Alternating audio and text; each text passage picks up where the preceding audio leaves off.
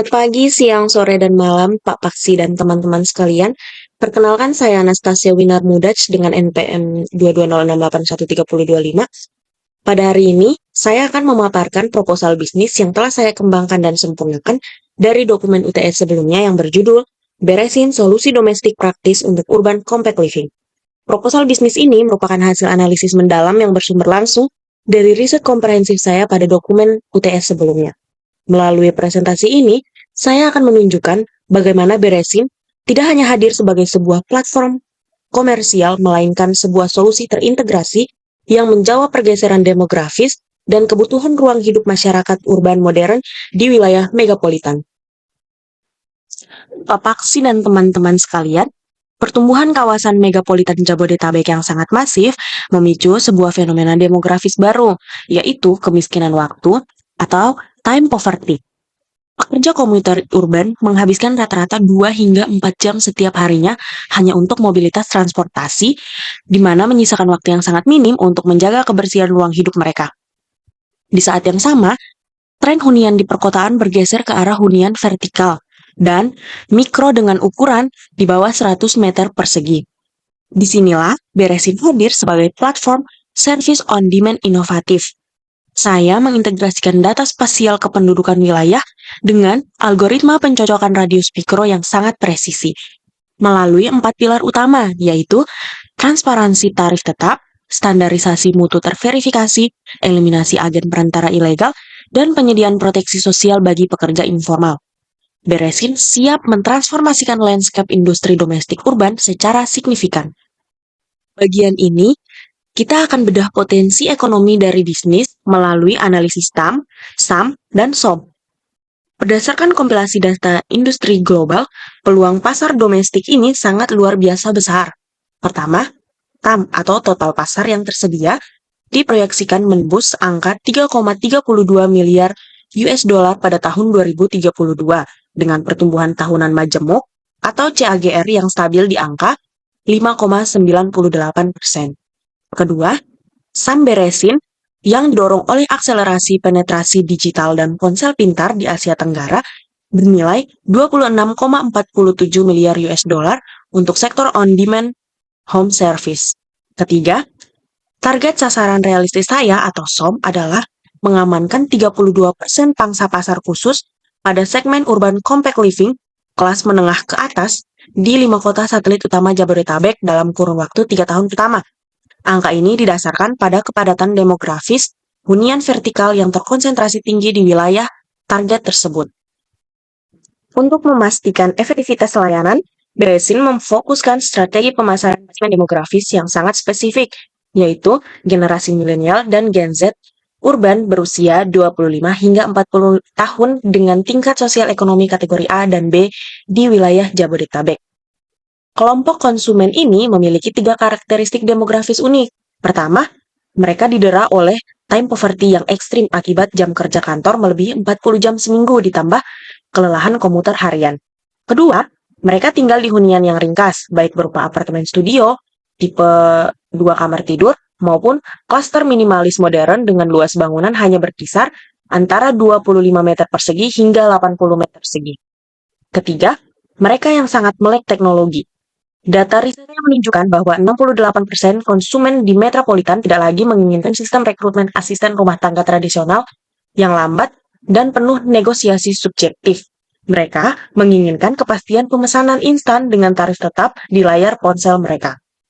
Kelayakan pasar dari platform Beresin tidak diletakkan atas asumsi subjektif semata.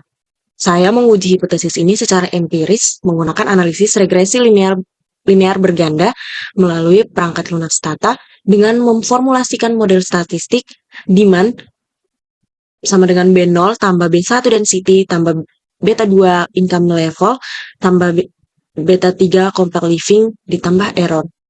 Hasil uji signifikansi ekonometrika saya menunjukkan data yang sangat memuaskan dan valid secara akademis. Koefisien variabel compact living atau B3 adalah sebesar 0,742 dan terbukti signifikan secara statistik pada tingkat signifikansi tertinggi dengan nilai P lebih kecil dari 0,01. Hal ini mengindikasikan bahwa setiap kenaikan 10% penetrasi pembangunan hunian vertikal atau kompak di suatu wilayah akan langsung meningkatkan permintaan jasa domestik beresin sebesar 7,42%. Lebih jauh lagi, nilai koefisien determinasi atau R kuadrat sebesar 0,89 memvalidasi bahwa variabel kependudukan independen yang saya susun mampu menjelaskan 89% variabilitas permintaan jasa domestik secara akurat di area target dengan nilai signifikansi model secara keseluruhan atau probabilitas lebih besar dari F sebesar 0,000. Hal ini membuktikan spesifikasi model empiris saya sangat andal untuk melakukan proyeksi bisnis masa depan. Pak Paksi dan teman-teman sekalian, mari kita telaah bagaimana posisi beresin di tengah landscape kompetisi industri yang ada saat ini. Pemain lama terbagi menjadi 3 kategori besar. Yang pertama, agregator horizontal umum seperti Pinhome, penyedia jasa pembersihan mendalam premium berskala besar seperti OKHome, dan penyalur asisten rumah tangga tradisional yang beroperasi secara informal. Tabel analisis komparatif saya mengidentifikasi kesenjangan layanan atau market gap yang besar di pasar. Sementara, kompetitor lain terjebak pada segmen generalis berbiaya tinggi dengan tarif tidak pasti. Beresin memosisikan diri secara unik. Beresin hadir sebagai satu-satunya platform yang mengkhususkan diri penuh pada hunian urban kompak berukuran di bawah 100 meter persegi menggunakan skema tarif tetap berbasis ukuran meter persegi yang transparan, didukung verifikasi SOP secara real-time, serta menerapkan program pemberdayaan dan formalisasi kesejahteraan bagi para mitra kerja. Mungkin ada orang yang bertanya kenapa saya sangat optimis Beresin mampu mendominasi pasar ini. Kekuatan platform ini bertumpu pada 3 keunggulan kompetitif utama yang tidak dimiliki oleh platform lain. Pertama, saya menerapkan full stack marketplace model, terinspirasi dari kesuksesan platform urban company di India. Saya merancang platform ini agar tidak sekedar menghubungkan konsumen dan penyedia jasa, melainkan menyaring melatih secara mandiri, menstandarisasi peralatan kerja, hingga melakukan verifikasi mutu hasil kebersihan guna menjamin tingkat kepuasan 100%.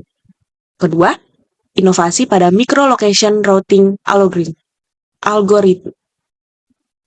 Sistem yang saya rancang membatasi radius kerja operasional mitra maksimal, hanya 3-5 km. Algoritma pintar ini terbukti memangkas biaya transportasi operasional mitra hingga 40%. Sekaligus mempercepat waktu respon dan kedatangan mitra ke tempat hunian konsumen.